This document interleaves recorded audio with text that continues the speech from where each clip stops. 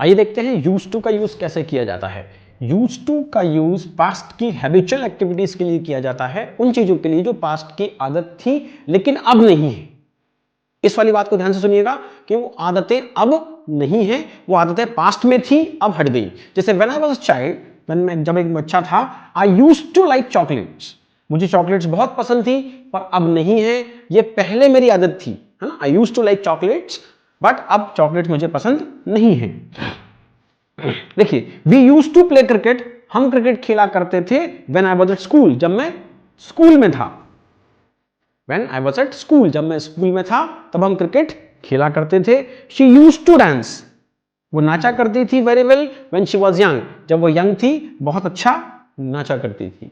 तो used to का use कब किया जाता है? जब पास्ट की किसी हैबिचुअल एक्टिविटी के बारे में बताना हो, है ना। वो एक्टिविटी हैबिचुअल जो अब नहीं है, वो आदत जो अब नहीं है। अगर इसी का नेगेटिव या इंट्रोगेटिव सेंटेंस बनाना पड़े तो आपको डिड लगाना पड़ेगा। देखिए, अगर इसका नेगेटिव बनाना पड़े तो क्या कहना पड़ेगा? आई डिड नॉट यूज, है ना, टू प्ले। अब यहां यूज टू में डी नहीं लगेगा। I did not use to play, मैं नहीं खेला करता था। या सामने वाले से पूछना हो कि क्या आप क्रिकेट खेला करते थे, तो did you use to play,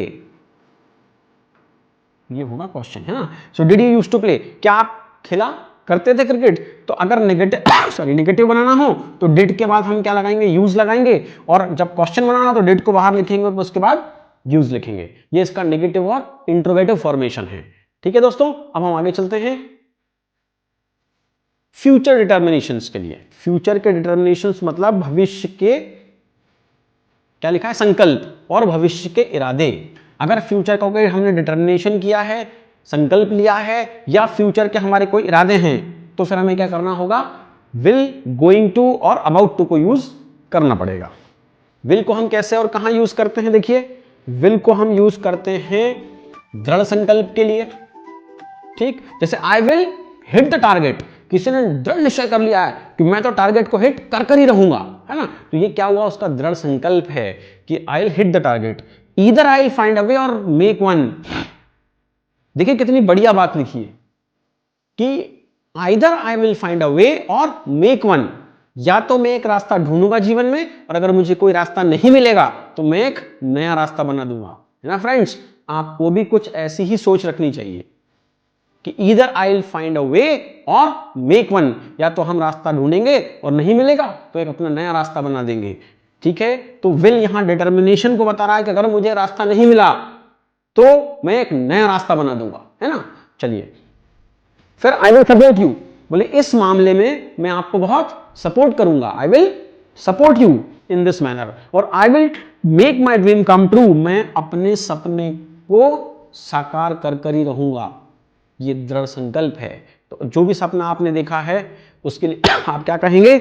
I will make my dream come true. तो ये बात थी फ्यूचर की, विल की। अब आ गया गोइंग टू।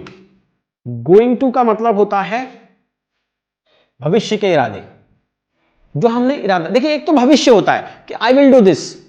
जैसे आप किसी से कहें I will start a business, मतलब आपने क्या कहा कि मैं एक बिजनेस स्टार्ट करूंगा। कब? जब मेरे पास रिसोर्सेस होंगे, पैसा होगा, टाइम होगा, सब होगा, तब मैं एक बिजनेस स्टार्ट करूंगा। और अगर आपने सारी तैयारी कर ली है तब आप क्या कहते हैं कि मैं एक बिजनेस शुरू करने वाला हूं, है ना। देखिए, अब यहां आपने क्या कहा कि मैं ऐसा करने वाला हूं, मतलब आपने क्या बताया? इरादे की बात की फ्यूचर के। I am going to start a new batch और न्यू बिजनेस वेरी सून, मैं एक नया बैच बहुत जल्दी शुरू करने वाला हूं, ये इरादा है ना। या they are going to launch a new project, वो एक नया प्रोजेक्ट लॉन्च करने वाले हैं, लाने वाले हैं, तो दे आर गोइंग टू। और she is going to take part in competition, वो कॉम्पिटिशन में हिस्सा लेने वाली है, इसका उसने इरादा बना लिया है। तो जब हमें फ्यूचर का इरादा बताना हो तो हमें क्या करना पड़ता है? गोइंग टू का यूज करना पड़ता है। और चूंकि गोइंग टू मॉडल है तो इसके बाद वर्ब का फर्स्ट फॉर्म लगाना पड़ता है ना। गोइंग टू में हम 2 मिनट से लेकर 20 साल के आगे तक की बात कर सकते हैं। मतलब बहुत जो निकट भविष्य समय है उसकी भी बात कर सकते हैं और बहुत आगे तक की भी बात कर सकते हैं। लेकिन अगर हम बात करें अबाउट टू की, तो अबाउट टू का मतलब होता है जस्ट, है ना, जो काम मैं बस करने ही वाला हूं। जैसे देखिए मैं आपको उसको क्लियर करके दिखाता हूं, क्या लिखा है, I am about to start a new batch, मतलब बस करने ही वाला हूं। इसका हिंदी निकलता है बस, मतलब जस्ट, है ना, यहां इसका मतलब हुआ जस्ट करने ही वाला हूं। समझ रहे हैं ना आप इसको, समझते रहिए कि बस ये काम मैं करने ही वाला हूं। देखिए train is about to leave, train बस छूटने ही वाली है, ट्रेन बस निकलने ही वाली है। अगर ऐसा कहना पड़े कि train is going to leave in 5 minutes, train 5 मिनटों के बाद जाने वाली है, तो हम कहेंगे गोइंग टू। पर अगर हम ये कहें कि train is about to leave, मतलब ट्रेन बस छूटने ही वाली है। He was about to say and I told। देखिए कई बार ऐसा होता है कि वो कहने ही वाला था, देखिए हमने was यूज किया। अगर हम was यूज करेंगे तो किसका मामला हो जाएगा, पास्ट की बात हो जाएगी। अगर हमने यहां is यूज किया तो ये क्या है, प्रेजेंट है। तो he was about to say and I told, वो बस कहने ही वाला था और मैंने कह दिया, है ना। या she was about to go, वो बस जाने ही वाली थी और it started raining, और बारिश शुरू हो गई। सो अगर यहां इज एम आर लगा है तो ये प्रेजेंट में बात करते हैं, कौन, अबाउट टू। और अगर वॉज वर लगा है तो पास्ट की बात होती है। और अबाउट टू क्या बता रहा है, इरादा बता रहा है फ्यूचर का, निकट भविष्य का, मतलब जस्ट वो काम होने ही वाला है। ठीक है साहब, ये भी आपने समझ लिया, वेरी गुड। एक होता है नीड। नीड का यूज नेगेटिव और इंट्रोगेटिव सेंटेंस में किया जाता है। इसका हिंदी मीनिंग है आवश्यकता।